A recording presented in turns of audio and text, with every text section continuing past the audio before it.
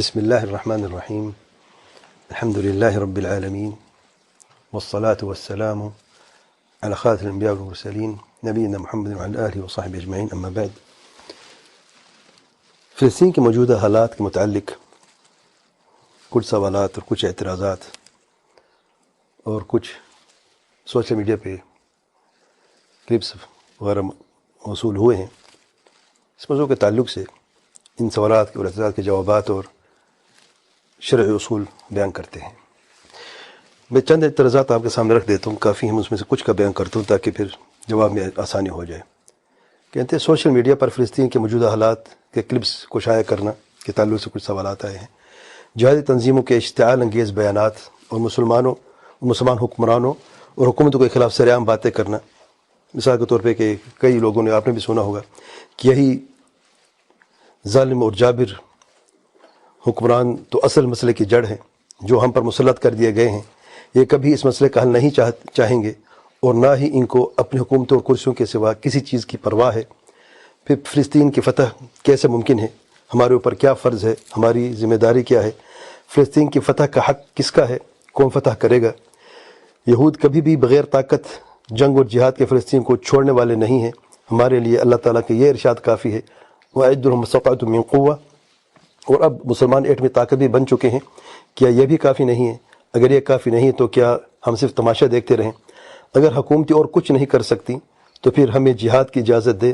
ہم مر مٹنے کے لیے تیار ہیں. اس ذلت کی زندگی سے عزت کی موت اور شہادت بہتر ہے، وغیرہ وغیرہ. یہ چند چیزیں آئی ہیں. تو سب سے پہلے سوشل میڈیا پر فلسطین کے موجودہ حالات کے کلپس کو شائع کرنا. اللہ تعالیٰ کا ارشاد ہے، وَإِذَا جَاءَهُمْ أَمْرٌ من الأمن أو الخوف أذاعوا به ولو ردوه إلى الرسول وإلى أولي الأمر منهم لعلمه الذين يستنبطونه منهم ولولا فضل الله عليكم ورحمته لاتبعتم الشيطان إلا قليلا. سورة النساء نمبر 83. اللہ تعالیٰ کا ارشاد ہے، اور جب ان کے پاس یعنی لوگوں کے پاس امن یا خوف کی کوئی خبر آتی ہے، اور جنگ کی معاملات جب بھی ہوتے تو امن اور خوف کے معاملہ ہوتا ہے، عام معاملہ نہیں ہوتا، تو یہ اس کو پھیلا دیتے ہیں. لوگ کیا کرتے ہیں؟ اذاعوا بھی پھیلا دیتے ہیں. اور اگر یہ اس خبر کو رسول یا اپنے ولی امر یعنی صاحب اختیار حکمران اور علماء، ولی امر میں دونوں شامل ہیں، کی طرف پہنچا دیتے یا لوٹا دیتے تو ان میں سے خبر کی تحقیق کرنے والے ضرور اس کے صحیح نتیجے تک پہنچ جاتے. دیکھ اللہ تعالیٰ کے ارشاد، ہر بندے کا کام نہیں ہے یہ جنگ کے معاملے میں دخل اندازی دینا یا اس کو شائع کرنا فوراً. ایک تو اس کا اصل مقصد، اصل بات کیا ہے، یہ خبر کہاں سے آئی ہے، اس کی تحقیق کرنا اور اس کے تحت تک پہنچنا ہر بندے کا کام ہوتا ہے. کیا ایسے لوگ موجود ہیں امت میں جو اس کے استنباط کر کے، اس کی خبر رکھ کے، اس کی تحقیق کر کے اور صحیح نتیجے تک پہنچا دیتے ہیں. آگے دیکھیں اللہ تعالیٰ کا ارشاد ہے، اور اگر تم پر اللہ کا فضل اور اس کی رحمت نہ ہوتی تو چند لوگوں کے سوا تم شیطان کی پیروی کر لیتے. اکثر لوگ کیا کرتے ہیں اس معاملے میں؟ شیطان کی پیروی کر لیتے ہیں اور اس فساد کو پھیلانا، شر کو پھیلانا. یعنی اس میں مجھے بتائے خیر کیا ہے؟ اگر آپ لوگوں کے جذبات کو اکسانا چاہتے ہیں تو جذبات سے کام بنتا ہے کیا؟ اور ہوتا کیا ہے؟ اور لوگ بیچارے اچھے لوگ بھی جن کو پتہ بھی نہیں، ان کو پتہ نہیں ہے کہ یہ اصل مسئلہ کیا ہے. جذبات میں ہے کہ صرف فوراً خبر ملی، تحقیق کیا بغیر اصل مقصد کیا ہے، کوئی تصویر ہے، کوئی ویڈیو کلپ ہے، کوئی کسی کا قول ہے، کوئی بیان ہے، کچھ بھی ہے، فوراً آگے کر. فلسطین کے تعلق سے آگے بھیجو. اویئرنیس کیا ہے؟ بچوں کو بھی پتہ ہے کہ جو ظلم و ستم ہو رہا ہے. آپ کیا اویئرنیس کی بات کرتے ہیں؟ مجھے بتائے کس کو پتہ نہیں ہے؟ کون سا مسلمان جو نہیں جانتا فلسطین کشمیر میں کتنی بڑے ظلم ہو رہے ہیں؟ کوئی ہے جو نہیں جانتا؟ سب جانتے ہیں. الغرض تو اللہ تعالیٰ کی جو خاص فضل و کرم ہے بعض لوگوں پر، وہ تو یہ راستہ اختیار کرتے ہیں کہ جب امن و خوف کی بات ہو رہی ہے تو اس کو پھیلانا نہیں ہے، اس کا حق ادا کرنا ہے، رک جانا ہے، تحقیق کرنی ہے. نہیں جانتے چھوڑ دیں. اگر آپ جستجو میں لگتے ہیں، سمجھنا چاہتے تو بھیجو ان کی طرف جو ولی امر ہیں. اللہ کا تو یہ حکم ہے. دیکھیں آپ صلی اللہ علیہ وسلم زمانے میں آپ صلی اللہ علیہ وسلم موجود تھے، خود فیصلہ کرتے تھے، لیکن اللہ نے کتنا آسان ہے کہ آپ صلی اللہ علیہ وسلم کے بعد کون ہے؟ جو ولی امر ہے، ان کی طرف لوٹا دیں. سیاسی امور، جنگی امور، طاقت، کمزوری ہم جانتے ہیں کیا؟ یہ وہ بہتر جانتے ہیں. سبحان اللہ. تو ایک ہے شیطان کی پیروی جو بہت کثیر تعداد میں ہے، ہم سب پہ محفوظ فرمائے اور اس شیطان راز سے دور فرمائے، اور دوسری طرف بہت قلیل لوگ، ان کا اللہ کا خاص کرم ہے جو اس کا حق ادا کرتے ہیں. کرنا کیا ہے؟ سوشل میڈیا پہ پھیلانا ہے؟ نہیں پھیلانا کچھ.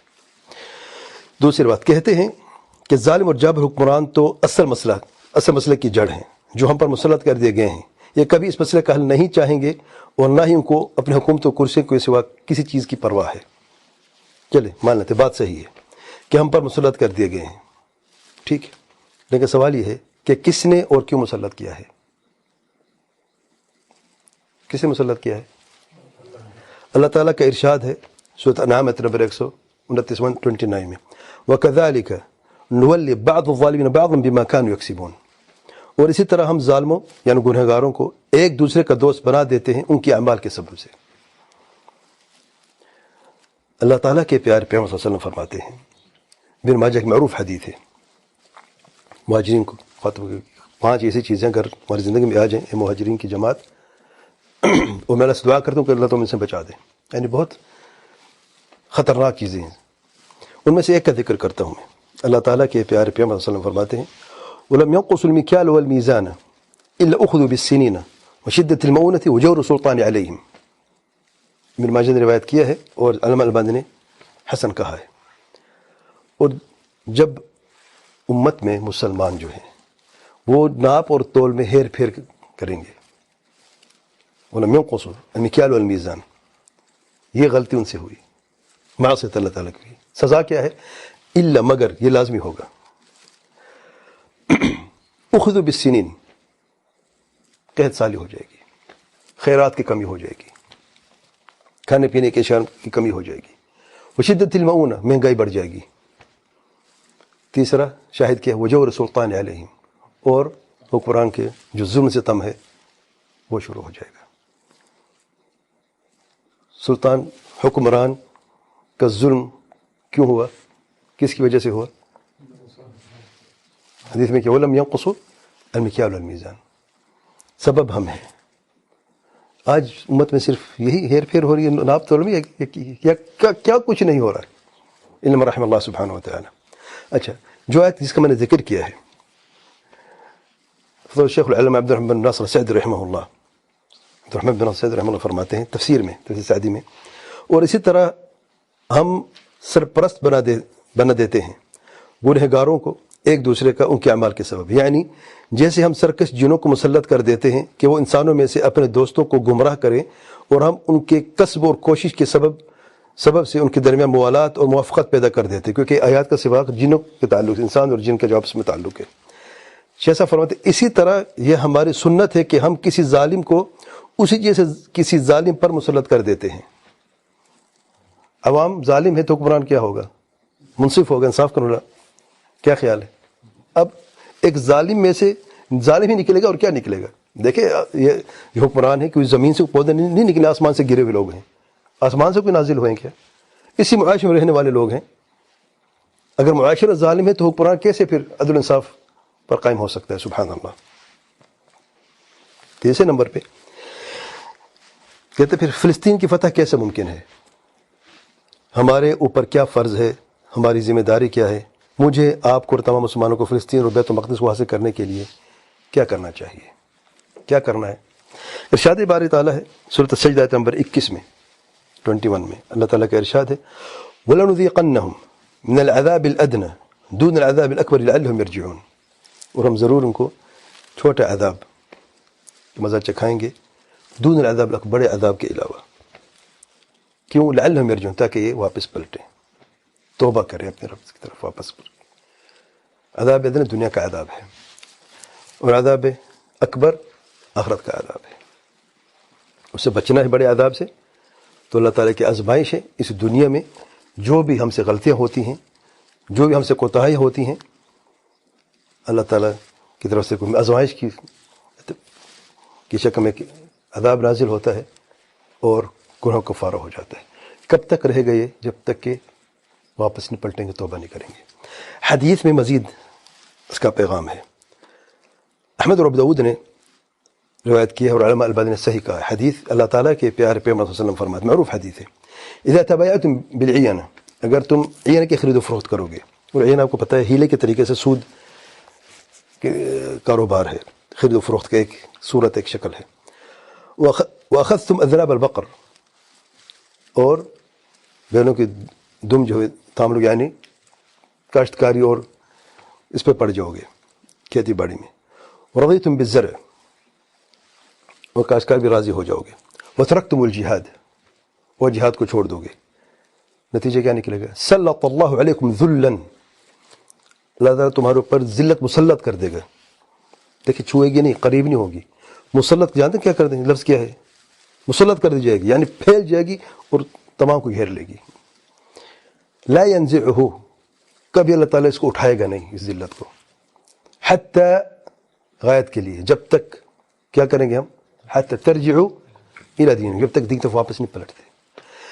اصل وجہ کیا ہے؟ کیوں خرید و فروخت میں سودی کاروبار ہوا، عینہ ہیلے سے حرام کمائی، اور دنیا میں مگن ہو جانا، آخرت کی فکر نہ کرنا، کاشتکاری میں ہی سارا وقت لگا دینا، اللہ کی عبادت میں کوئی پرواہ نہ کرنا. جہاد کیوں چھوڑا ہے؟ وجہ کیا ہے؟ ذلت کیوں مسلط کی گئی ہے؟ حتی ترجعوا الی دینکم، وجہ کیا ہے؟ رجوع انسان کب کرتا ہے؟ کسی سے جب اس میں کوتاہی ہوتی ہے. تو دین میں خلل پیدا ہوا ہے، اس کی وجہ سے یہ تمام جو گناہ ہیں یہ ہوئے ہیں، یا جو کمزور ہیں یہ سامنے آئی ہیں. تو اللہ تعالیٰ کی حکمت ہے، سبحان اللہ. جیسے کہ عذاب ادنا نازل فرماتا ہے، اسے ذلت مسلط کر دیتا ہے کہ اگر اسی پہ مر جائیں گے تو آگے کیا حساب دیں گے یہ، کیونکہ آگے کا حساب بہت سخت ہے. مرنے کے بعد کا قبر کا مرحلہ بہت سخت مرحلہ ہے. تو دنیا میں ذرا کوئی عقل سمجھ آ جائے تو عذاب مسلط ہو جاتا ہے. جو اللہ سے ڈرنے والے ہیں، جو اپنے آپ کو ذلت سے نکالنا چاہتے ہیں، کیا کرتے ہیں؟ دین کی طرف واپس پلٹ جاتے ہیں. اپنے آپ پر محاسبہ کرتے ہیں، میرے اندر کیا خلل ہے. وہ نہیں کہتے اس طرف، یار دیکھو وہ چوری کر رہا، رشوت کھاتا، میں کیوں نہ کروں. وہ چلتا ہے، کیا چلتا ہے میرے بھی. حتی ترجعوا الی دینکم، آپ، میں اور ہم سب، یہ امت ہم سے بنی ہے، معاشرہ ہم سے بنا ہے. جب تک میں شروع نہیں کروں گا، میں خود دین کی طرف واپس نہیں پلٹوں گا، آپ نہیں جائیں گے واپس، اپنا محاسبہ نہیں کریں گے، اپنی غلطی کا اعتراف نہیں کریں گے، اور رب کی بارگاہ میں توبہ نہیں کریں گے، معاملہ حل ہونے والا نہیں ہے. حتی ترجعوا الی دینکم، بات ختم، فیصلہ ہو چکا ہے. ذلت مسلط کر دی جائے گی. کبھی گستاخی، رسول صلی اللہ علیہ وسلم گستاخی کی شکل میں گستاخی کرتے ہیں، خاکے بناتے ہیں، اور امت، پوری امت میں ذعر پیدا ہو جاتا ہے، غم چھا جاتا ہے. وجہ کیا ہے؟ ظاہر ہے، آپ علیہ وسلم کہ ہماری جان بھی حاضر ہے، قربان ہے، لیکن وجہ کیا ہے؟ ان کی جرت کیا ہے کہ کافر کی گستاخی کرے. لیکن اللہ نے ہم پر ذلت مسلط کرنی ہے ہمارے اعمال کی وجہ سے. کبھی فلسطین کا مسئلہ ہوتا ہے، کبھی کشمیر کا مسئلہ ہوتا ہے، کبھی کوئی مسئلہ ہوتا ہے امت پر. ہم ایک ہی جان ہے، ایک ہی امت ہے. وَإِنَّ هَذِهِ أُمَّتُكُمْ أُمَّةً وَاحِدَةً وَأَنَا رَبُّكُمْ فَاعْبُدُونِ، دوسری فَاتَّقُونِ، ایک ہی امت ہے. لیکن مصیبت کہاں پہ ہے؟ مصیبت بھی ہمارے اندر ہی ہے. سبحان اللہ، اللہ ہم سب پر رحم فرمائے.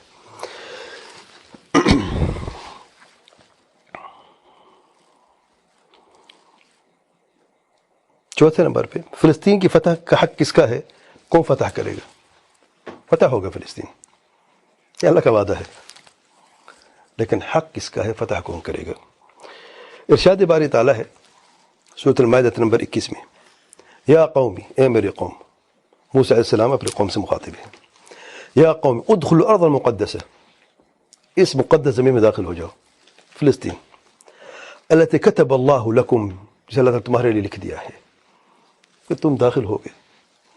ولا ترتدوا علی ادبارکم فتنقلبوا خاسرین، واپس مت پلٹو تاکہ تم خسارہ پانے والے ہو جاؤ.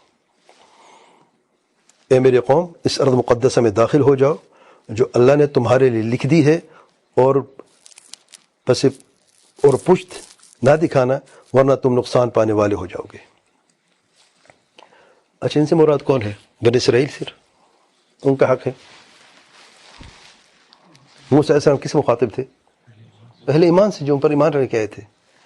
ان سے مراد صرف بنی اسرائیل نہیں ہیں، بلکہ اہل ایمان صالح قسم کے لوگ ہیں.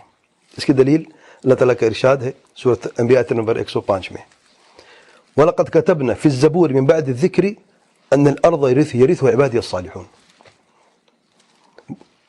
بے شک یقیناً ہم نے زبور یعنی انبیاء علیہ السلام کی کتابوں میں نصیحت لکھ دیا ہے. لوح نصیحت ذکر نصیحت میں لوح محفوظ کے بعد لکھ دیا کہ بے شک زمین کے وارث میرے صالح بندے ہوں گے. زمین کا وارث کون ہوگا؟ سبحان اللہ. صالح پتہ کسے کہتے ہیں؟ الذین آمنوا وعملوا الصالحات. یہ صالح لوگ ہیں. ایمان مضبوط ہوگا، عمل صالحات میں مضبوطی آئے گی، اللہ کی نافرمانی نہیں کریں گے، کبیرہ گناہ سے بچتے رہیں گے. صرف گناہ اگر ہو جاتے تو فوراً ان کا عمل صالح سے کفارہ ہو جاتا ہے، اور اگر کبیرہ گناہ ہو بھی جاتے تو فوراً توبہ کر لیتے ہیں. سبحان اللہ. یہ بات اللہ کے نیک بندے. اور یہ ارض فلسطین کے لیے خاص اللہ تعالیٰ کا وعدہ ہے، کیونکہ مفسرین کے کئی اقوال ہیں. ارض سے مراد جنت کی زمین بھی ہے، اور کافروں کی زمین بھی ہے، اور فلسطین کی زمین کا ذکر بھی ہے. سبحان اللہ. اور ہمارا موضوع کیا ہے؟ فلسطین کی ہم بات کر رہے ہیں. تو وارث ہوں گے، فتح بھی اللہ تعالیٰ دے گا. کسے دے گا؟ جو صالح ہوں گے، اور ان کا حق ہے کہ وہ فلسطین کو فتح کریں گے. اچھا، یہ تو خاص ہے فلسطین کے لیے. عمومی طور پہ اللہ کا کیا وعدہ ہے زمین پر تمکین کے لیے؟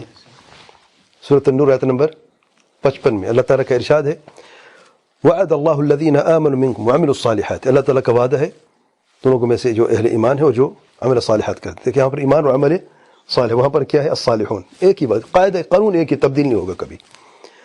کیا وعدہ ہے؟ لَيَسْتَخْلِفَنَّهُمْ فِي الْأَرْضِ كَمَا اسْتَخْلَفَ الَّذِينَ مِنْ قَبْلِهِمْ. زمین میں اللہ تعالیٰ خلافت کو قائم کر کے دے گا، جیسا کہ پہلے کو اللہ نے خلافت دی. سابقہ قوموں کے انبیاء کو دیکھ لیں، ہمارے لیے بنی اسرائیل کو دیکھ لیں، اور پھر آج ہمارے صحابہ کو دیکھ لیں. قاعدہ ایک ہی دیکھیں، خلافت اللہ نے عطا کی ہے. الذین آمنوا وعملوا الصالحات منکم، یہ ہے. تو پہلا وعدہ کیا ہے؟ زمین پر خلافت برپا ہوگی، اور صرف نام کی نہیں، کام کی ہوگی، جیسے کہ پہلے گزر چکی ہے. وہ لوگوں نے عزت اس میں حاصل کی ہے. اچھا، دوسرا وعدہ وَلِيُمَكِّنَنَّ لَهُمْ دِينَهُمْ الَّذِي ارْتَضَىٰ لَهُمْ. ان کے دین کی تمکین اللہ تعالیٰ عطا فرمائے، جس دین پر اللہ تعالیٰ راضی ہے. وہ نہیں جس لوگوں کو خود ساختہ ہے، وہ دین ہی نہیں ہے، وہ لوگ اپنا ایجاد کردہ چیزیں ہیں. جس دین پر اللہ تعالیٰ راضی ہے، اس دین کی تمکین بھی، اس پر عمل بھی ہوگا اسی زمین کے اوپر جس پر اللہ نے تمہیں خلافت دی ہے. تیسرا وعدہ وَلَيُبَدِّلَنَّهُمْ مِنْ بَعْدِ خَوْفِهِمْ أَمْنًا. ان کے اللہ کا حالات کو بدل دے گا، خوف اور ہراس کی حالت ختم ہو جائے گی، اور امن و امان قائم ہو جائے گا. اللہ کی مجھے بتا، آج امت کو کس چیز کی ضرورت ہے؟ جتنی بھی جہاد تنظیمیں ہیں جو یعنی ایڑے چوٹے کا زور لگا رہے ہیں کہ ملک فتح کریں گے، دنیا فتح کرنا چاہتے ہیں، تین چیزیں چاہتے ہیں نا. اللہ نے وعدہ کر دیا نا. یہ وعدہ کس کا ہے؟ میرا آپ کا نہیں ہے، ہماری کوئی حیثیت نہیں ہے. کس کا وعدہ ہے؟ رب سبحانہ تعالیٰ کا وعدہ ہے. لیکن شرط ایک ہے، دو نہیں ہے. شرط کیا ہے؟ اللہ تعالیٰ کا ارشاد ہے یعبدوننی لا یشرکون بی شیئا. ایک میری عبادت کریں، میرے ساتھ کسی کو شریک نہ ٹھہرائیں. جب تک توحید قائم نہیں ہوگا یہ وعدہ پورا نہیں ہوگا، کیونکہ ہم وعدہ خلافی کر رہے ہیں. آج امت میں دیکھ لیں، یہ وعدہ پورا ہے؟ یہ شرط موجود ہے امت میں؟ میں نے کہا امت ایک ہے، ہماری رب ایک ہے، ایک ہی امت ہے. اور توحید پر جب تک ہم قائم نہیں ہوں گے تو اس امت کے معاملات کبھی ٹھیک ہو ہی نہیں سکتے، سوال نہیں پیدا ہوتا. کہتے ہیں وہ تو ہر زمانے میں لوگ جو ہیں گنہ گار ہیں. عام گناہ کی بات نہیں ہو رہی، بات دین کی اساس کی ہو رہی، توحید کی بات ہو رہی، شرک کی بات ہو رہی. نمبر دو، غالب اکثریت کس کی ہوگی؟ اگر اہل توحید اہل ایمان کے وہی کافی ہے. ورنہ مرافقین تو آپ سے زمانے میں موجود تھے؟ نہیں موجود تھے. سابق زمانے میں اہل بدعت تھے کہ نہیں تھے؟ جہمی وغیرہ وغیرہ، ان کی حیثیت کیا تھی ان کی؟ سبحان اللہ. پھر ہم نے کرنا کیا ہے؟ وعدہ تو ہے، ٹھیک ہے، اور اگر کوئی اس کو نہ مانے، وَمَنْ كَفَرَ بَعْدَ ذَلِكَ فَأُولَئِكَ هُمُ الْفَاسِقُونَ. کفر سے مراد دونوں ہیں، جھٹلانا بھی ہے، ناشکری بھی ہے. اتنی بڑی شکر اللہ تعالیٰ تمہیں دے رہا ہے، شکر کرنا چاہیے نا. میرے بھائی کتنا مشکل کام ہے، صرف اللہ کو پکارو، کسی اور کو مت پکارو. شرک سے منع کیا گیا. شرک سے منع کیا مطلب ہے؟ اللہ کے ساتھ عبادت میں کسی کو شریک مت ٹھہراؤ. یعنی نماز کس کی پڑھتے ہیں؟ اللہ کی پڑھتے ہیں نا. تو دعا کس سے مانگنی چاہیے ہمیں؟ صرف اللہ سے مانگو. یہ مشکل کام ہے، یا در بدر جا کے مختلف مزارہ اور قبروں میں جا کے اپنی منت مانو اور دعا مانگو. کتنی مشکل کام ہے. ایک شخص کہتا ہے کہ میری اولاد نہیں تھی, میں نے کوئی درگاہ نہیں چھوڑی. بولا کوئی کیا درگاہ نہیں چھوڑی؟ اور رب سے کیوں نہیں مانگا؟ اور رب سے مانگو, اپنی جگہ پہ مانگو. اگر تمہارے لیے اولاد بہتر ہے وہ خوب جانتا ہے, واللہ مل کے رہے گی. اور اگر تمہارے لیے اولاد کا ہونا عذاب کا باعث بنے گا تو اس سے بہتر ہو کہ اولاد ہی نہ ہوگی, کیونکہ رب رحیم ہے اور کریم ہے. وہ ہمارے حالات ہم سے بہتر جانتا ہے, ہمارے لیے کیا اچھا کیا برا وہ ہم سے بہتر جانتا ہے. پھر لوگ کوئی تعویذ کی طرف جاتے ہیں, کوئی جادو کی طرف جاتے ہیں, بس اولاد ہونی چاہیے. نعوذ باللہ, جب پھر ایسے کو اولاد ملتی ہے پھر نعوذ باللہ, کئی میرے سامنے سے کیسے ہیں نعوذ باللہ. بد دعا تو الگ بات ہے, کہتے ہیں ہمیں اس دن سے نفرت ہے جب یہ بچہ پیدا ہوا, نعوذ باللہ. الغرض, تو پھر ہم نے کرنا کیا ہے؟ جھٹلانا نہیں ہے. اللہ کی اس نعمت کو جو ہے نا, توحید نعمت کے ہم نے شکر ادا کرنا ہے, اور اس طرف لوگوں کو بھی بنانا, خود بھی عمل کرنا, لوگوں کو بھی اس طرح دعوت دینی ہے. اچھا پھر دیکھیں, وَأَقِيمُوا الصَّلَاةَ, یعنی ہاتھ باندھ کے بیٹھنا ہے اور پھر فتح آئے گی, ایسے نہیں ہے. وَأَقِيمُوا الصَّلَاةَ وَآتُوا الزَّكَاةَ وَأَطِيعُوا الرَّسُولَ لَعَلَّكُمْ تُرْحَمُونَ. کتنی پیارا پیغام ہے. اقامت الصلاح, عمل کرنا پڑے گا, بعمل سچا موحد متبع سنت مسلمان بننا پڑے گا. اقامت الصلاح بغیر توحید سنت کے ممکن نہیں ہے. وآتوا الزکاة, اقامت الصلاح بدن عبادت ہے, اطاعت الزکاة مال عبادت ہے. اچھا, واطیعوا الرسول, رسول کی اطاعت کرو ہر معاملے میں. جہاد کا معاملہ ہو, نماز کا معاملہ ہو, اب جیسے ہمارا نماز نبوی ہے, ہمارا روزہ نبوی ہے, ہمارا جہاد بھی نبوی ہونا چاہیے کہ نہیں؟ اپنی مرضی کے جہاد کیوں ہوتا ہے؟ سبحان اللہ. واطیعوا الرسول لعلکم ترحمون. ہم میں سے کون ہے جو اللہ کی رحمت کے امیدوار نہیں ہے؟ کون ہے ہم میں سے؟ کوئی ہے جو کہتا نہیں میں بس ٹھیک ہوں ایسے؟ واللہ ہماری یہ سانسیں بھی اگر رحمت نہ ہوتی یہ بھی نہ رہ سکے, دل کی دھڑکن بھی ہمیں رک جائے اگر اللہ کی خاص رحمت نہ ہوتی. لعلکم ترحمون, خاص رحمت ہوگی اور کامیابی بھی قدم چومے گی. اچھا, تو کافر کے پھر کیا ہوگا؟ لا تحسبن, میں نہیں کہہ رہا, اللہ کا فرمان ہے, آگے سنیں اسی سورۃ النور کی ان آیات 55 سے لے کے 57 تک. لا تحسبن الذين كفروا معجزين في الارض, کبھی گمان نہ کرنا کہ کافر زمین پر ہمیں عاجز کر دیں گے. نہ اللہ کو عاجز کر سکتے ہیں, نہ اہل ایمان کو عاجز کر سکتے ہیں. لا تحسبن الذين كفروا معجزين في الارض ومأواهم النار ولبئس المصير. دنیا میں عاجز نہیں کر سکتے, ذلیل ہو کے رہیں گے جب تک یہ شرطیں پوری نہیں ہوتی. شرط یہ ہے, وعدہ اللہ تعالیٰ کا ہے, یہ جہاں پر ذلیل ہوں گے اور آخرت میں کیا ہوگا؟ ومأواهم النار ولبئس المصير. کچھ بچا ہے؟ اچھا آگے چلتے ہیں. اور بیت المقدس سب سے پہلے بنی اسرائیل کے زمانے میں کیسے فتح ہوا تھا پتہ ہے؟ جب موسیٰ علیہ السلام نے حکم دیا تو بنی اسرائیل نے کہا ہم سے کام نہیں ہوتا یہ, جب تک یہ جو ہیں طاقتور جبارین جو ہیں یہ اندر ہم کیسے جاتے ہیں؟ جب تک اللہ کا حکم کیا تھا؟ صرف آپ نے ادخلوا علیہم الباب, دروازہ کھولو, فتح تمہاری ہے, کچھ نہیں ہوگا, اللہ کا وعدہ ہے. کہتے ہم کہاں, ہمیں کیا پتہ یہ جنگ کیا ہوتی ہے اور جہاد کیا ہوتا ہے, ہم نہیں کرنا. اذهب انت وربك فقاتلا انها هنا قاعدون. تم اتنا شوق ہے جہاد میں جاؤ تو تمہارا رب تمہارے ساتھ ہے, تم جا کر رب کے ساتھ جا کے لڑو, ہم یہاں بیٹھے ہیں. پھر اللہ کا عذاب نازل ہوا ان پہ, 40 سال گم ہو گئے صحرا کے اندر, راستہ نہ ملا ان کو. الغرض, بیت المقدس فتح ہوا, پتہ ہے کس نے فتح کیا اور کب ہوا؟ موسیٰ علیہ السلام کے ساتھ جو خضر علیہ السلام کے قصے میں جو صحابی تھے موسیٰ علیہ السلام کے جو ساتھی تھے, کون تھے؟ یوشع بن نون علیہ السلام, نبی, بعد میں نبوت ملی. موسیٰ علیہ السلام, پھر ہارون, پھر یوشع بن نون. ان کے زمانے میں پھر گئے فتح کرنے کے لیے, اور بڑی لمبی جنگ تھی, محاصرہ کر لیا. پہلے مفت مل رہا تھا, نہیں ملا نا, اب تو محنت سے کرنا پڑے گا نا, اللہ کی آزمائش. وہ فتح کرنی تھی. اب پتہ جمعہ کا دن تھا, کل ہفتے کا دن ہے, اگر جمعہ کا سورج غروب ہو جاتا تو جنگ ختم. ہفتے کے دن اللہ کا حکم تھا کہ جنگ نہیں کرنی. اب اللہ کے نبی یوشع بن نون علیہ السلام, حدیث دیکھیں آپ, سے بخاری مسلم میں حدیث ہے, عصر کی نماز کے بعد اس کے قریب یعنی مغرب سے پہلے آسمان کی طرف, سورج کی طرف دیکھ کے اللہ کے نبی یوشع بن نون فرماتے ہیں تمہیں بھی حکم ہے اللہ تعالیٰ کی طرف سے غروب ہونے کا. تو غروب ہو, سورج غروب ہوتا ہے اللہ کے حکم سے. وَأَنَا مَأْمُورٌ, مجھے بھی حکم کہ میں نے فتح کرنی ہے. اللہم احبسها علی, اللہ تعالیٰ اس کو روک دے. معجزہ اس نبی کا کہ سورج رک گیا وہاں پہ، وہ جہاد جاری رہا، بیت المقدس فتح ہو گیا. متفق علیہ حدیث بخاری مسلم کی روایت ہے یہ. سبحان اللہ، ایسے فتح ہوگا. اچھا، 5ویں نمبر پہ، یہود کبھی بھی بغیر طاقت جنگ اور جہاد کے فلسطین کو چھوڑنے والے نہیں ہیں. ہمارے لیے اللہ تعالیٰ کا یہ ارشاد کافی ہے، وَأَعِدُّوا لَهُم مَا اسْتَطَعْتُم مِّن قُوَّةٍ.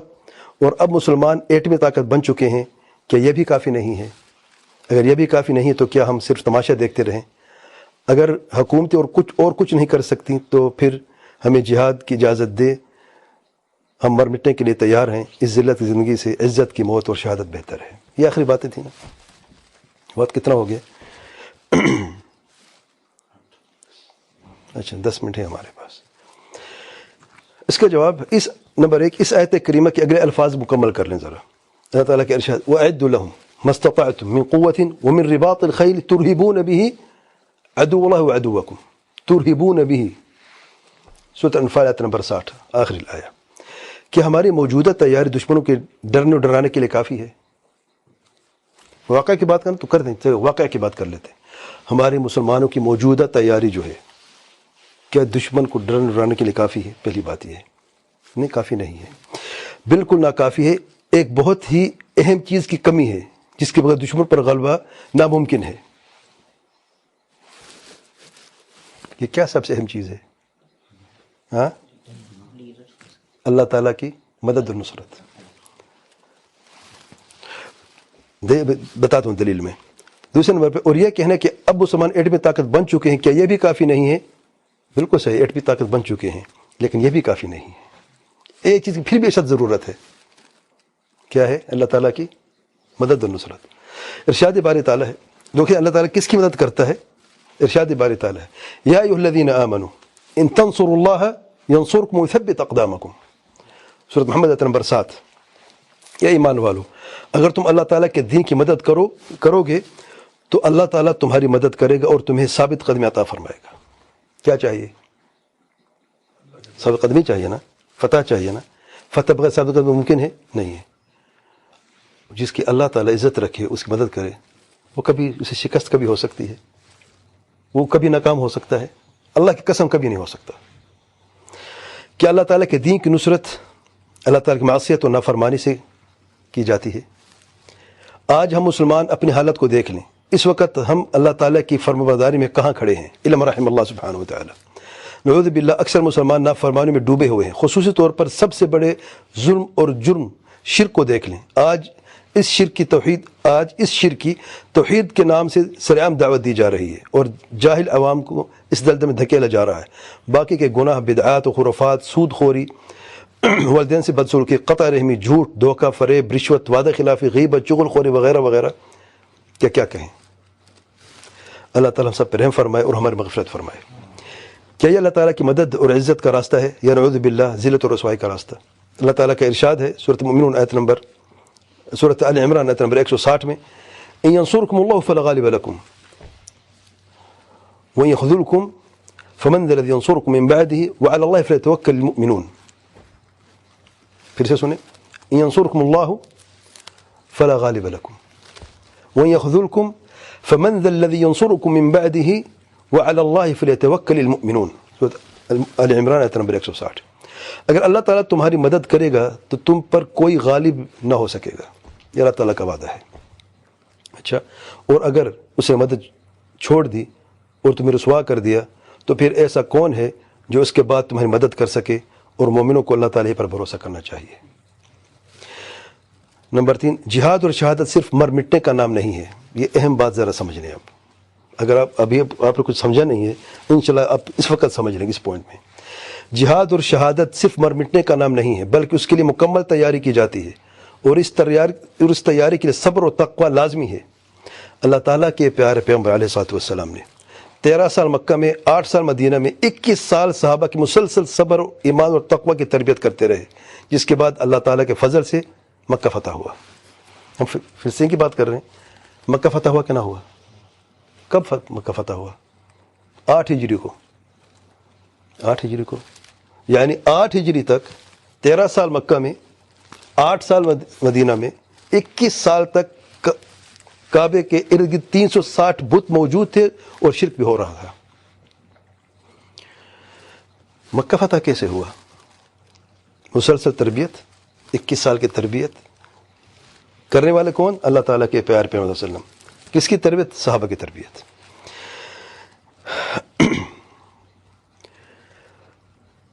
اچھا مزے کی بات دیکھیں، فتح مکہ کو کیا کہا گیا قرآن مجید میں؟ فتح نہیں کہا گیا، نصر کہا گیا۔ فتح کسے کہا گیا؟ فتح بھی کہا گیا ہے، صلح الحدیبیہ کو فتح کہا گیا۔ 6 ہجری کو صلح الحدیبیہ اللہ نے قرآن مجید میں پوری صورت فتح کے نام سے نازل کی ہے۔ صلح الحدیبیہ کا قصہ اگر آپ دیکھ لیں صحیح بخاری میں، آپ حیران ہو جائیں گے۔ اس وقت یہ فتح کیسے ممکن ہے، لیکن جب اللہ نے وعدہ کیا کہ فتح ہے تو فتح ہو کے رہی۔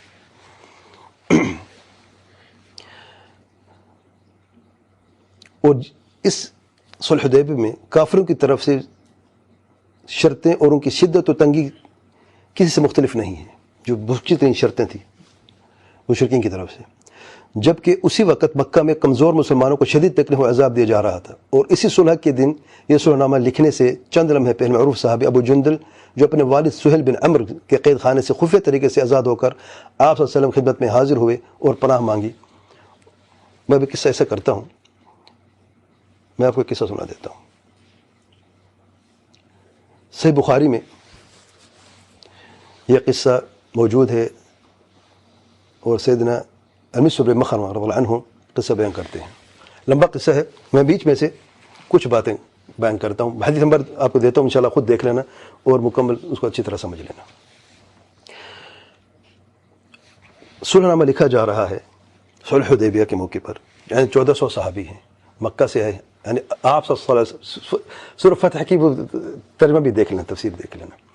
اللہ تعالیٰ کے رسول صلی اللہ علیہ وسلم خواب دیکھتے ہیں کہ عمرہ کر رہے ہیں، نبی کا خواب سچا ہوتا ہے۔ اللہ تعالیٰ کے رسول صلی اللہ علیہ وسلم صحابہ سے کہتے ہیں عمرے کو جانے، 1400 صحابے تیار ہوتے ہیں، قربانی کا جانور لے کے مکہ سے روانہ ہو جاتے ہیں، پہنچ جاتے ہیں، اور جب جانور کا قلادہ ہو جاتا ہے گردن میں، اور یہ اللہ کے گھر کے لیے قربانی کے لیے، تو مشرکین بھی اس کی تعظیم کرتے ہیں، کیونکہ دور جاہلیت میں قربانی کا معاملہ اتنا، یعنی ان کے نزدیک اتنی اہمیت رکھتا تھا، شاید آپ کو اس کو پتہ نہیں ہے کہ نہیں، بعض روایت میں آیا ہے کہ دور جاہلیت میں اگر کوئی شخص خود مکہ جا کے ذبح کر دیتا بتوں کے لیے اس وقت تو چلا جاتا، اگر نہیں جا سکتا تو ایک قلادہ باندھ دیتا جانور کو اور اس کو گھر سے نکال دیتا، جو یہ قلادہ دیکھتا اس مکہ کی طرف اسے رخ کر دیتا، کھلاتا پلاتا اسے اور رخ مکہ کی طرف کر دیتا۔ پھر کوئی اور دیکھتا، اگلی بستی اور کوئی راستے میں کوئی مسافر دیکھتا، تعظیم دیکھے اللہ گھر کی، آخر میں جا کے جب وہ وہاں پہ جانور پہنچتا تو جو بھی وہاں پہ دیکھتا اسے ذبح کر دیتا، جس کا اس کے نام پہ ذبح ہو گیا۔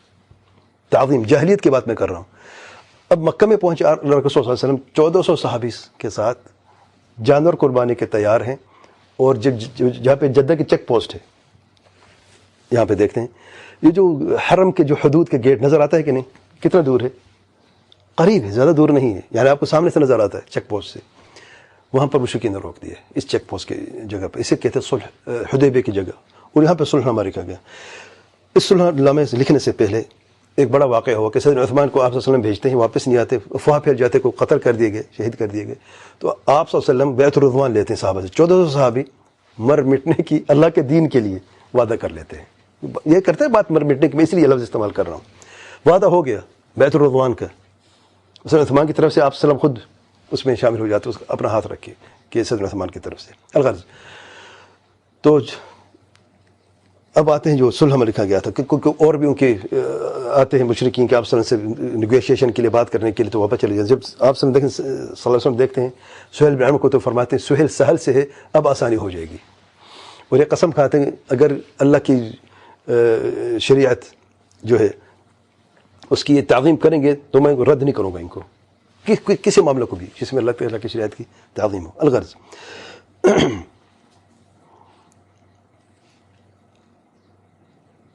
دو اعتراضات لکھنے کے وقت ہوئے۔ سب سے پہلے لکھنا، آپ صلی اللہ علیہ وسلم نے فرمایا لکھو بسم اللہ الرحمن الرحیم، تو سہیل نے کہا، اس وقت مشرک تھا، بھی رحمان کیوں لکھتا ہوں، رحمان تو مانتے نہیں ہیں، لکھو بسمک اللہم۔ چلو آپ صلی اللہ علیہ وسلم نے فرمایا، سے نہیں لکھنے والے تھے، لکھو بسمک اللہم، اللہ رحمان ہے، تم نہیں مانتے، بس ٹھیک ہے بسمک اللہم۔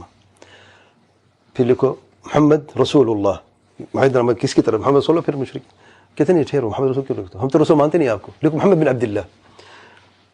تو لکھنے والے نے صدر نے لکھ دیا تھا، تو اس نے کہا نہیں مٹاؤ، غلط ہے، ہم نہیں مانتے۔ تو آپ صلی اللہ علیہ وسلم نے فرمایا مٹاؤ۔ میں تو نہیں مٹاتا یا رسول اللہ، میں نے لکھ دیا، میں کیسے مٹاؤں؟ تو آپ صلی اللہ علیہ وسلم حکم دیتے ہیں، ایک روایت میں ہے کہ کہاں پہ ہیں، یہ ثبوت ہے کہ آپ صلی اللہ علیہ وسلم امی تھے، پڑھے لکھے نہیں تھے، تو اشارہ کر دیکھیں یہاں پہ لکھا ہے، آپ صاحب خود دست مبارک سے مٹاتے ہیں، لکھتے ہیں لکھو محمد بن عبداللہ، اللہ تعالیٰ کے نام پر اعتراض اور آپ صلی اللہ علیہ وسلم کی رسالت پر اعتراض۔ آپ صلی اللہ علیہ وسلم واللہ انی لرسول اللہ، اللہ کی قسم اللہ کا رسول ہوں، لیکن یہاں پہ مٹاؤ، کوئی مسئلہ نہیں، وہ مٹ گیا۔ ابھی لکھنے والے تھے ابو جندل سہیل کا بیٹا، جسے اس نے قید کیا ہوا تھا، جو مستضعفین اہل ایمان میں سے تھا، وہ اپنے باپ کے قید خانے سے زنجیروں میں جکڑے تھے، حدیث کی روایت میں زنجیروں میں جکڑے جو ہے وہ پہنچ گئے۔ میں عربی ٹیکسٹ آپ کو یہاں پہ سنا دیتا ہوں تاکہ آسانی ہو جائے۔ فقال النبي صلى الله عليه وسلم ألا أن تخلو بينه وبين البيت فنطوف به فقال سهيل والله لا تتحدث العرب أن أخذنا ضغدة۔ آپ صلی اللہ علیہ وسلم نے فرمایا کہ آپ ہمیں اجازت دیں عمرہ کرنے کے لیے، ہم عمرہ کر کے چلے جائیں گے۔ تو سہیل کہتے ہرگز نہیں ہو سکتا، یہ لوگ کیا کہیں گے کہ زور زبردستی سے یعنی داخل ہوئے، تو ایسے نہیں ہوگا، لیکن یہ ہوگا کہ اگلے سال آج عمرہ کر لینا۔ اور ایک روایت میں ہے کہ ہم مکہ چھوڑ دیں گے، 3 دن کے لیے آپ آ جانا اور عمرہ کر لینا۔ فكتب، لکھا گیا، فقال سہیل وعلى ألا يأتيك منا رجل، اب یہ شرط دیکھیں بڑی خطرناک شرط ہے، وعلى أنه لا يأتيك منا رجل وإن كان على دينك إلا رددته إلينا، اگر ہم میں سے یا مکہ سے کوئی شخص آپ کے دین میں داخل ہو جائے یا مسلمان ہو جائے، وہ مدینہ پہنچے تو شرط ایک واپس بھیجو گے ہمارے پاس۔ پہلے ظلم سے تم کم ہے مسلمانوں پہ، یعنی دیکھیں کتنی بڑی بات ہے، ایک شخص اسلام میں داخل ہوا ہے اور واپس آپ صلی اللہ علیہ وسلم کو یہ شرط لکھی جا رہی ہے کہ واپس بھیجو گے تاکہ اس کو ہم ظلم سے ستم کریں گے اور اس میں ایمان میں آزمائیں گے، ہم اسلام میں آزمائیں گے۔ اچھا، قال المسلمون، جو وہاں پہ صحابہ تھے، سبحان اللہ کیف یرد المشرکین وقد جاء مسلما، کیسے مشرک واپس کروں جبکہ مسلمان ہو چکا ہے، آپس میں کہہ رہے ہیں۔ فبینہم کذالک، جب اس طریقے سے ابھی لکھا نہیں گیا تھا اس بات کو، اذ دخل ابو جندل بن سہیب بن عمرو یرسف فی قیودہ، جکڑے ہوئے اپنی زنجیروں میں، باپ کے قید خانے سے نکل کے آیا۔ وقد خرج من اسفل مکہ حتى رمى بنفسه بين اظهر المسلمین، اور آ کے آپ صلی اللہ علیہ وسلم کی خدمت میں حاضر اور صحابہ کے سامنے آ گیا۔ فقال سہیل هذا يا محمد اول ما اقاضيك عليه ان ترده الي، اے محمد، یعنی آپ صلی اللہ علیہ وسلم، سہیل کہتا ہے یہ سب سے پہلے واپس کرو گے، اسی کی بات ہو رہی تھی نا، اسے واپس کریں۔ فقال نبی صلی اللہ علیہ وسلم ان لم نقض الكتاب بعد، ابھی تو لکھا نہیں ہم نے، ابھی زبانی بات ہوئی ہے نا۔ قال فوالله اذا لم اصالحك على شيء ابدا، اگر یہ واپس نہیں آئے گا تو کوئی صلح ہی نہیں ہے، باتیں ختم ہو گئی۔ قال نبی صلی اللہ علیہ وسلم فاجزه لي، اچھا میرے لیے چھوڑ دیں آپ، رحمت علیہ صلی اللہ علیہ وسلم۔ باپ دیکھیں کتنا ظالم اور جابر ہے، اور اللہ تعالیٰ کے رسول صلی اللہ علیہ وسلم اس ظالم باپ، کافر باپ کو کہہ رہے بیٹے پہ کچھ رحم کرو، چلو میرے لیے چھوڑ دو اسے۔ قال ما انا بمجيزه لك، نہیں یہ نہیں ہو سکتا، میں کبھی اس کو آپ کے لیے بھی نہیں چھوڑنا چاہتا اسے۔ قال بلا ففعل، ارے کر لو، یعنی میں بھی آپ کسی زمانے میں ہمیں صادق امین کہتے تھے، میرے کوئی یعنی کوئی حیثیت مقام تھا، اس مقام کو دیکھ کر اسے معاف کر دو، سبحان اللہ۔ قال ما انا بفاعل، میں کبھی ایسا نہیں کروں گا۔ قال ابو جندل اے معشر المسلمین ارد المشرکین وقد جئت مسلما، اے مسلمانوں کیا ہو رہا ہے، مجھے کو واپس کیا جا رہا ہے، کیا جائے گا مجھے جب تک میں مسلمان ہوں۔ الا ترون ما قد لقیت، کیا دیکھتے میری حالت کیا ہے، یعنی لہو لہان تھے، اس کی حالت بالکل بگڑی ہوئی حالت تھی ظلم و ستم کی وجہ سے، دیکھتے میری حالت کیا ہے۔ وكان قد عذب عذابا شديدا في الله، یہ حدیث کی روایت ہے، اور اللہ تعالیٰ کے لیے سخت قسم کا عذاب میں مبتلا کیا گیا تھا۔ قال فقال عمر بن الخطاب، اب سنیں ذرا، سن عمر موجود تھے، سن عمر کہتے ہیں فأتيت نبي الله صلى الله عليه وسلم فقلت ألست نبي الله حقا، ألست نبي الله حقا، سن عمر آپ صلی اللہ علیہ وسلم خطبہ حاضر ہوتے ہیں، کہتے ہیں اے اللہ کے رسول، کیا اللہ آپ سچے نبی نہیں، حق نبی نہیں؟ قال بلا، بے شک، آپ صلی اللہ علیہ وسلم فرماتے بے شک. قال ألسنا على الحق وعدونا على الباطل، کیا ہم حق پہ نہیں، وہ ہمارے دشمن باطل پہ نہیں ہیں؟ قال بلا، آپ صلی اللہ علیہ وسلم فرماتے بے شک. قلت فلم نعطي الدنيا في ديننا، پھر کیوں ہم اپنے دین میں ذلت دکھائیں؟ دین میں ذلت کا نظر آ رہی ہے نا ظاہراً. سبحان اللہ. اب پیارا جواب دیکھیں اللہ تعالیٰ کے پیارے پیغمبر صلی اللہ علیہ وسلم کا. قال، اللہ تعالیٰ کے پیارے پیغمبر صلی اللہ علیہ وسلم نے فرمایا ان رسول اللہ، بے شک میں اللہ تعالیٰ کا رسول ہوں.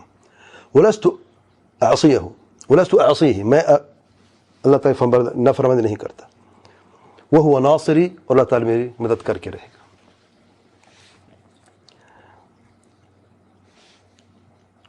قلت، سيدنا عمر کہتے ہیں اولیس كنت تحدثنا ان سنأتي البيت فنطوف به، کیا آپ یعنی ہمیں فرمایا تھا کہ ہم اللہ گھر میں آئیں گے اور طواف کریں گے؟ قال بلا، آپ صلی اللہ علیہ وسلم فرماتے بے شک یہ کہا تھا. فأخبرتك ان نأتيه العام، کیا یہ کہا، میں نے کہا یہ تو نہیں کہا کہ اسی سال میں ہوگا، میں یہ کہا تھا کہ عمرہ ہوگا، یہ اس وقت شرط نہیں تھی. قال قلت، میں سن عمر کہتے نہیں یہ بات نہیں ہوئی. قال فإنك آتيه ومطوف به، آپ صلی اللہ فرماتے آپ ضرور آئیں گے اور طواف کر کے رہے، عمرہ ہو کے رہے گا، اسی سال میں ہی ہوگا. اس وقت میں نہ صحیح لیکن عمرہ ہو کے رہے گا، کیونکہ نبی کا خواب سچا ہوتا ہے. نہ آپ صلی اللہ علیہ وسلم خواب تو دیکھا تھا عمرے کا، لیکن کیا اسی وقت کے لیے تھا یا اسی سال کے اندر عمرہ تھا؟ بات یہ تھی. اچھا. قال فأتيت ابا بکر، یعنی سیدنا عمر کو تسلی نہیں ہوئی، اتنی بھی سخت شرطیں. ابو جندل کا حشر سامنے کیا جا رہا ہے، اور اس سے بڑھ کر جو دوسرے مسلمانوں کو ہو رہا ہے، مستضعفین جو مکہ میں ہیں، اور پھر ان سے کوئی اگر اپنی جان چھڑا کر کسی طریقے سے مدینہ پہنچے اسے ہم واپس کریں گے. سچ بات ہے، یعنی ظاہراً تو بہت ہی بڑی بات ہے، بہت یعنی سخت ترین شرط ہے. الغرض کہتے ہیں میں گیا ابو بکر کے پاس گیا. فأتيت ابا بکر فقلت یا ابا بکر أليس هذا نبی اللہ حقا، آپ صلی اللہ علیہ وسلم کے تعلق سے فرماتے کہ اللہ کے سچے نبی نہیں ہیں؟ قال بلا، ابو بکر فرماتے ہیں بے شک ہیں. قلت ألسنا على الحق وعدونا على الباطل، وہی جملہ دہرایا، کیا ہم حق پر ہمارے دشمن باطل پہ نہیں ہیں؟ قال بلا، سیدنا ابو بکر فرماتے ہیں بے شک. قلت فلم نعطي الدنية في ديننا، پھر ہم کیوں اپنے دین میں ذلت دکھائیں؟ قال ایھا الرجل، عمر نے کہا سن لے، انہ لرسول اللہ صلی اللہ علیہ وسلم، جملہ دیکھیں ذرا، بے شک اللہ کے رسول صلی اللہ علیہ وسلم ہے. ولیس یعصی ربہ، رب کی نافرمانی نہیں کرتے. وہو ناصرہ، اللہ تعالیٰ اپنے نبی کی نصرت ضرور کریں گے. فاستمسک بغرضہ، اسے انڈر لائن کریں اور اسی کو لازم پکڑے رکھو، اسی طریقے کو، اسی راستے کو لازم پکڑے رکھو. فواللہ انہ علی الحق، اللہ کی قسم حق پر ہی ہے، اگرچہ شرط مشکل ترین کیوں نہ ہو، اگر ہماری سمجھ سے بھی باہر ہیں، لیکن اللہ کی قسم کامیابی اسی میں ہی ہے، کیونکہ یہ حق ہے. الآخر الحدیث، حدیث نمبر 2731، 2731 صحیح بخاری میں. لمبی حدیث ہے، میں نے صرف یہ حصہ بیان کیا. یہ حدیث کا صرف ایک ٹکڑا ہے، مکمل حدیث خود دیکھ لیں. اس حدیث میں اہل ایمان اور تقوی کے لیے بہت عظیم پیغامات موجود ہیں. جذبات میں آ کر مر مٹنا بہت ہی آسان ہے. جہاد کے معاملے میں سب سے مشکل کام صحیح تربیت کا ہے، جس کی اساس اپنی ذاتی خواہشات رجحانات سے آزاد ہو کر اخلاص نیت ہے، اور مقصد اپنی ذاتی مفادات سے آزاد ہو کر اللہ تعالیٰ کے دین کی سربلندی ہے، اور تمام چیزوں کی بنیاد توحید و سنت اور منہج السلف الصالحین کی اتباع ہے. خلاصہ کلام، اگر ہم واقع فلسطین کو آزاد کرنا چاہتے ہیں اور تمام امت مسلمہ کے لیے اپنے دلوں میں درد رکھتے ہیں اور کچھ کرنا چاہتے ہیں، اور ہم اس مقصد میں سچے ہیں، تو اللہ تعالیٰ کے دین کی نصرت کے بغیر ممکن نہیں، اور اللہ تعالیٰ کے دین کی نصرت اللہ تعالیٰ کی فرمان برداری کے بغیر ممکن نہیں، اور اللہ تعالیٰ کی فرمان برداری توحید و سنت منہج السلف کی اتباع کے بغیر ممکن نہیں، اور یہ تمام چیزیں صبر و تقوی کے بغیر ممکن نہیں ہے، اور یہ سب صحیح تربیت کے بغیر ممکن نہیں ہے. ہمیں، مجھے، آپ کو اور آپ کو، حاضرین اور سامعین کو، اور تمام مسلمانوں کو، موحدین، متبعین سنت اور سب المؤمنین پر عمل پیرا ہونا چاہیے، شرک بدعات خرافات اور گناہوں سے توبہ کر کے اپنے رب کریم کی طرف لوٹ کر اپنے تمام معاملات سپرد کرتے ہوئے توکل کا حق ادا کرنا چاہیے، اور اللہ تعالیٰ کے پیار پیغمبر صلی اللہ علیہ وسلم کو اسوہ حسنہ مانتے ہوئے اور اس کا حق ادا کرتے ہوئے اپنے بچوں کی اور تمام مسلمانوں کی جہاد کے معاملے میں خصوصی طور پر اور تمام دینی اور دنیاوی معاملات میں عمومی طور پر صحیح تربیت کرنی چاہیے۔ اللہ کی قسم صرف فلسطین ہی نہیں، ساری دنیا کو کفر کی تاریکیوں سے آزاد کرنے میں دیر نہیں لگے گی۔ یہ ہے ہماری اصل ذمہ داری۔ واللہ اعلی و اعلم۔